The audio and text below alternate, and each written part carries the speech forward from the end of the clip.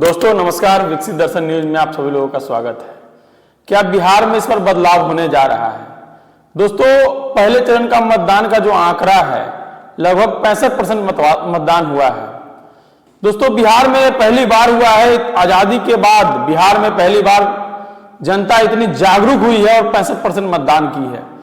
कहीं ना कहीं ये बदलाव का संकेत है। दोस्तों, जब जब बिहार में आंकड़ों से ज्यादा मतदान हुई है और ज्यादा मतदान हुई है तो सरकार बदली है।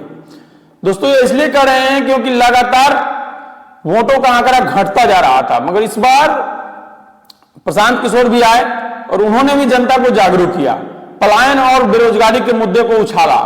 और जिस तरह से जनता जो बाहर रहती है, जो पलायन करती है, वो सारे लोग जागरूक होकर इस बार छठ के महापर्व पर अपने घर वापसी किए और उन्होंने वोट डाला।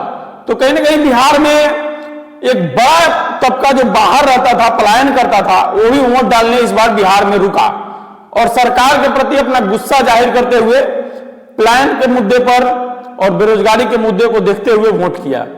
दोस्तों, बिहार में इस बार बदलाव होना इसलिए भी तय माना जा रहा है क्योंकि जिस तरह से प्रशांत किशोर ने जनता को जागरूक किया है, कहीं ना कहीं तेजस्वी यादव के नारों और तेजस्वी यादव के वादों पर भी जनता ने अपना विश्वास जताया है।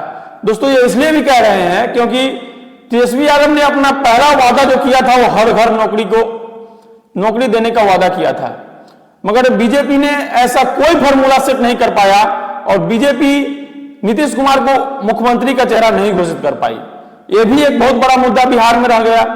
दोस्तों, बिहार की जनता हर चीज को समझते हैं और बिहार एक ऐसा जगह है जहां लोग हर बात को जानते हैं और अपने विश्वास से और अपने ज्ञान से जनता को यह मौका मिलता है कि वो किसी सरकार को चुने। और पहली बार ऐसा मौका मिला है कि जनता जागरूक हुई है, आधुनिक युग के लोग हैं, सोशल मीडिया पर एक्टिव रहते हैं और सोशल मीडिया पर एक्टिव होने के कारण सब लोग इस तरह को इस बात को जानते हैं। क्योंकि दोस्तों देखिए, बिहार में एजुकेशन की कमी तो है, मगर बिहार की जनता समझदार बहुत है क्योंकि वो लोग बाहर भी रहते हैं। जो गरीब तबके के लोग हैं वो ज्यादातर पलायन करते हैं और पलायन करने वाले लोग हर चीज को देखते हैं। और कहीं ना कहीं बीजेपी के जो सारे वादे हैं वो किस तरह से खोखले निकले हैं, 2014 के बाद जो बीजेपी ने वादा किया वो हर वादा खोखला निकला। तो कहीं ना कहीं जनता के इसके प्रति गुस्सा भी है और जनता इन सारे मुद्दों को देखते हुए भी वोटिंग कर रही है। कहीं हर जगह पे इस तरह का आभास हो रहा है और हर मीडिया चैनल इस तरह का एनालिसिस कर रही है कि जेडीयू तो मजबूत स्थिति में चली गई है क्योंकि जेडीयू को कोई उसका नुकसान होता हुआ नहीं दिख रहा है, मगर बीजेपी को नुकसान होता हुआ दिख रहा है। क्यों दिख रहा है? क्योंकि बीजेपी के प्रति जनता का गुस्सा है। ये इसलिए भी है क्योंकि लगातार खोखला वादा। दोस्तों, पिछले बार 19 लाख रोजगार का वादा करने वाली बीजेपी आज तक 19 लाख रोजगार नहीं दे पाई।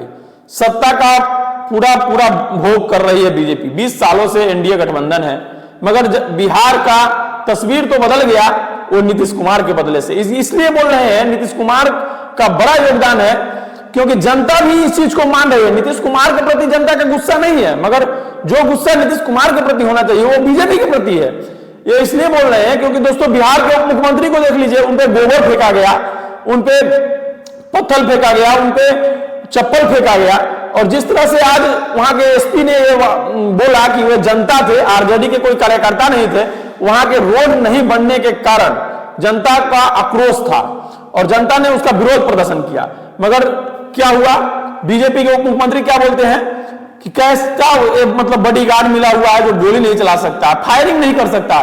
क्या दोस्तों, बिहार के लोग इस चीज को नहीं जानते हैं कि बिहार के प्रति बीजेपी के नेताओं का इस तरह का आक्रोश है कि वे जनता पर फायरिंग करवाने जा रहे हैं?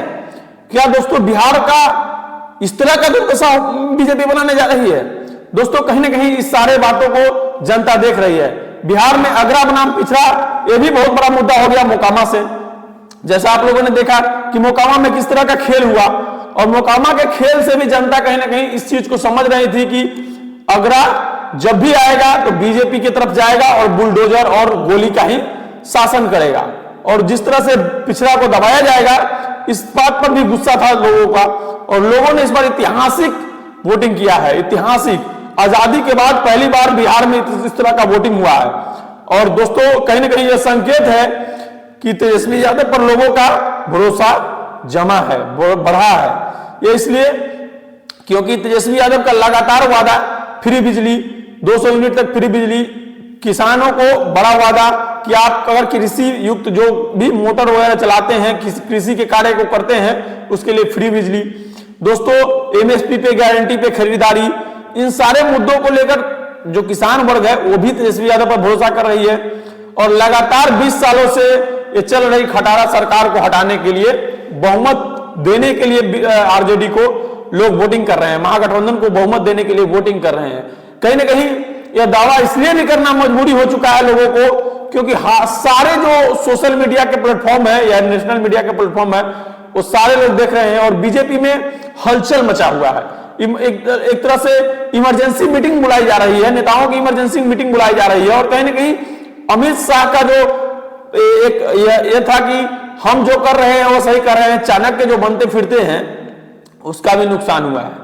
दोस्तों इसलिए कह रहे हैं कि वो चाणक्य गुजरात का हो सकते हैं मगर बिहार का नहीं हो सकते हैं, क्योंकि बिहार वो प्रदेश है जो उड़ते चिड़िया को हल्दी लगाता है। दोस्तों इस बात को याद रखिएगा कि बिहार के लोग गरीब जरूर हो सकते हैं, बिहार के लोग अनपढ़ जरूर हो सकते हैं, मगर समझदार बहुत है।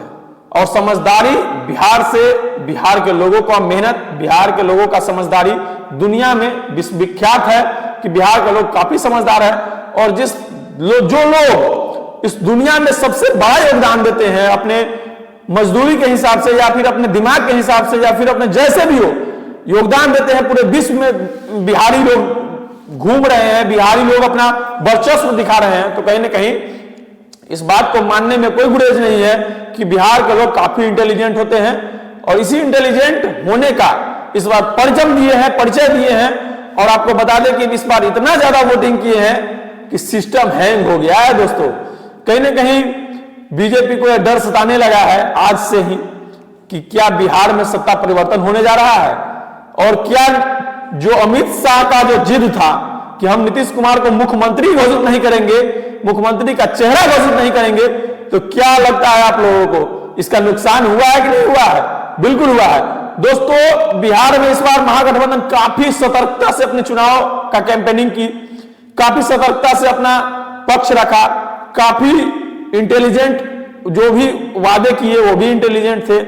कहीं ना कहीं बिहार के जनता का भरोसा जीतने में कामयाब रही और बिहार के जनता उन पे भरोसा दिखाते हुए नजर भी आ रहे हैं। दोस्तों जात पात से उठकर, जाति पाति से ऊपर उठकर बिहार के जनता ने आज मतदान किया है। पिछले जो पहले चरण का मतदान था और लोगों पर तेजस्वी यादव का इतना भरोसा है कि वे कह रहे हैं कि दूसरे चरण में इससे बढ़कर मतदान होगा और इतना मतदान होगा कि एक बार फिर से सिस्टम को लग जाएगा कि इस बार महागठबंधन की वापसी हो रही है और महागठबंधन इस बार सरकार बनाने जा रही है।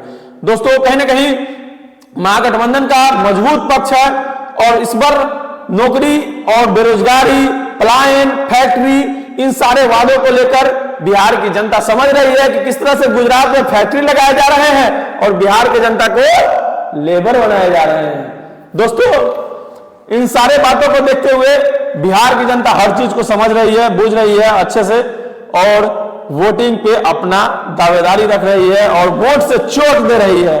वैसे लोगों को जो लोग ये सोचते थे कि 500,000 रुपया और 15 लाख वाले जुमले, बिहार को बेरोजगार और फैक्ट्री देने वाले जुमले इस बार कायम नहीं कर पा रहे हैं।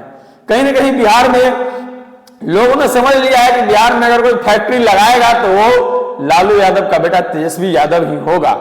और कहीं ना कहीं बिहार का अगर कायापलट जिस समय लालू यादव ने किया कि बिहार में इस तरह का माहौल हो गया कि बिहार में अब कोई अगला मुख्यमंत्री नहीं बन पा रहा है, जगन्नाथ मिश्रा के बाद कोई अगला मुख्यमंत्री नहीं बन पाया, तो ये लालू यादव का देन है। और बिहार का जनता इन सारे चीज को अच्छे से समझती है, इन सारे बातों को। और बिहार की जनता इस बार वोटिंग बदलाव के लिए कर रही है और कहीं ना कहीं तेजस्वी यादव के हाथ को मजबूत कर रही है और बिहार में एक बार फिर से पिछड़ा समाज का नेता और पिछड़ा समाज का मुख्यमंत्री बनने जा रहा है। ये इसलिए कहना पड़ रहा है दोस्तों क्योंकि नीतीश कुमार भी पिछड़ा बनाम अति पिछड़ा करके सत्ता में आए थे और अति पिछड़ा ही उनको सत्ता में लाया था। मगर दोस्तों कहीं ना कहीं लोगों के बीच इस बात का एक ये हो गया है, सोशल मीडिया पर वायरल हो गया है कि तीर ही लालटेन है और लालटेन ही तीर है। ये इसलिए हो रहा है क्योंकि दोस्तों वोट ट्रांसफर नहीं हो पा रहा है, क्योंकि जहां पे भी जेडीयू के जितने भी वोटर है वे बीजेपी को वोट नहीं कर रहे हैं, रालोसपा को वोट नहीं कर रहे हैं। ये इसलिए नहीं कर रहे हैं क्योंकि रालोसपा ही वो पार्टी है जो जेडीयू को कमजोर की थी और जेडीयू को खत्म करने पर मजबूर हो गई थी। और आपको बता दें कि दोस्तों एक वीडियो वायरल भी हुआ है जिसमें मैं इस बात की मैं मतलब कहीं भी पुष्टि नहीं कर रहा हूं कि वो मतलब रालोसपा अध्यक्ष ही हैं, रामविलास पासवान के सुपुत्र, मगर आपको बता दें कि कहीं ना कहीं ये वीडियो वायरल हुआ है, जो ऑडियो है वो वायरल हुआ है। और उस ऑडियो में चिराग पासवान ये बोलते नजर आ रहे हैं कि जेडीयू को वोट मत कीजिए, जेडीयू को कमजोर करना है और बीजेपी को मजबूत करना है। तो कहीं ना कहीं जनता बिहार की सारे इस बात को समझ रही है और नीतीश कुमार के पक्ष में आज भी महिलाएं वोट करती है, आज भी महिलाएं बढ़ चढ़कर वोट करती है। ये इसलिए करती हैं क्योंकि नीतीश कुमार ने महिलाओं का उद्धार किया है।